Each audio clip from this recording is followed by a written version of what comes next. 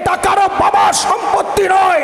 আজ ভারতবর্ষের যে ওয়াকফ আইনের উপরে হস্তক্ষেপ করা হচ্ছে, মনে রাখবেন এটা কারো বাবার সম্পত্তি নয়, এটা আমাদের পূর্বপুরুষের রক্তের পানি করা অর্থ দিয়ে আল্লাহর রাস্তায় ব্যয় করে গেছে। এতদিন আমরা লড়াই করেছিলাম এনআরসির বিরুদ্ধে, লড়াই করেছিলাম এনপিআর এর বিরুদ্ধে, লড়াই করেছিলাম সিএএ বিলের বিরুদ্ধে। মনে রাখবেন ওটা আমাদের নাগরিকত্বের অস্তিত্বের লড়াই ছিল, ওটা আমাদের নাগরিকত্বের অস্তিত্বের লড়াই ছিল। কিন্তু এই ওয়াকফ বিল এটা আমাদের ঈমানের অস্তিত্বের লড়াই।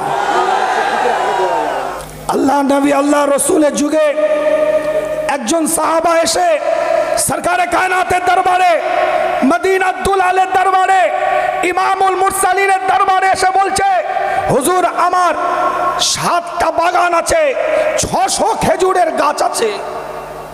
আল্লাহ নবী আল্লাহ রসুলের দিকে তাকিয়ে বলছে, হুজুর কি করব? হুজুর বললেন, তুমি আল্লাহর রাস্তায় দান করে দাও।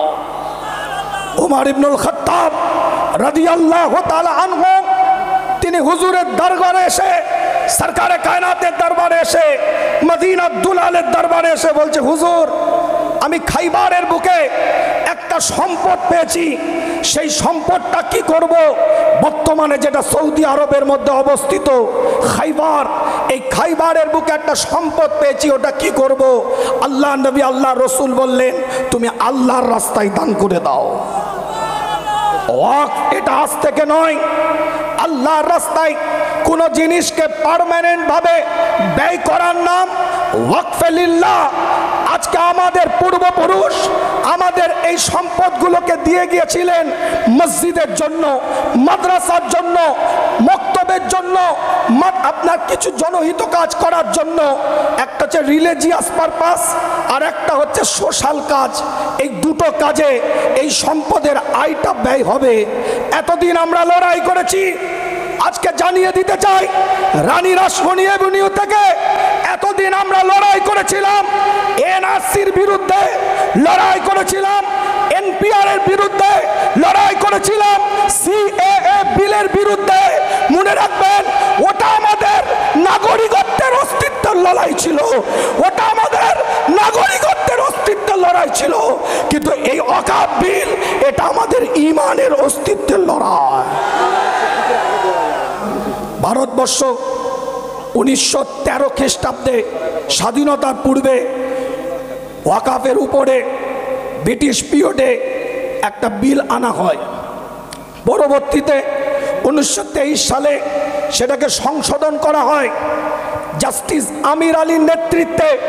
1936 সালে সেটাকে আইন স্বীকৃতি দেওয়া হয়। স্বাধীনতার পরে 1954 খ্রিস্টাব্দে নতুন করে আবার ওয়াকফের সংশোধনীয় বিল নিয়ে আসা হয় এবং শেষবার 1995 সালে শেষ আপনার সংশোধন করে ওয়াকফ বিল আনা হয়। আজ যে কর্মকাণ্ডের সাথে আমরা জড়িত আছি, মনে রাখবেন এ কাজ মানবতার কাজ। এ কাজ আজকে আপনার আমার নৈতিক দায়িত্ব, নৈতিক কর্তব্য বলে আমরা মনে করব, ঈমানি দায়িত্ব, ঈমানি কর্তব্য বলে মনে করব। আজকে আল্লাহ আমাদের সকলকে দলবদ্ধভাবে, একতাবদ্ধভাবে এক প্ল্যাটফর্মে দাঁড়িয়ে মাসলাক যার যার, ইসলাম সবার, এই জায়গায় দাঁড়িয়ে প্রতিবাদ করতে হবে। বন্ধ করেন দলাদলি, বন্ধ করেন ইখতিলাফ, বন্ধ করেন জুজিয়াত মাসলাকের ইখতিলাফ। প্ল্যাটফর্ম তৈরি করেন, একটা জায়গায় এসে ও আপনার মুসলিম পার্সোনাল ল বোর্ডের হাতকে মজবুত করেন, যে হাত যেন এই কালো আইনের বিরুদ্ধে লড়াই করে ভারতবর্ষকে নতুন দিশা দিতে পারে। রাজ্যের বুকে যে সমস্ত ওয়াকফ সম্পত্তি ব্যাড ইউটিলাইজ হচ্ছে, খারাপভাবে ব্যবহার হচ্ছে, যে পারপাসে ব্যবহার করা দরকার সেই পারপাসে ব্যবহার না হয়ে হস্তক্ষেপ করে ক্ষমতার পাওয়ার দেখিয়ে নোংরামি করছে, তাদেরও আমাদের বিরোধিতা করতে হবে। রাজি আছেন? রাজি আছে? তকবীরের ধ্বনি দেন, নারায়ে তাকবীর, নারায়ে তাকবীর।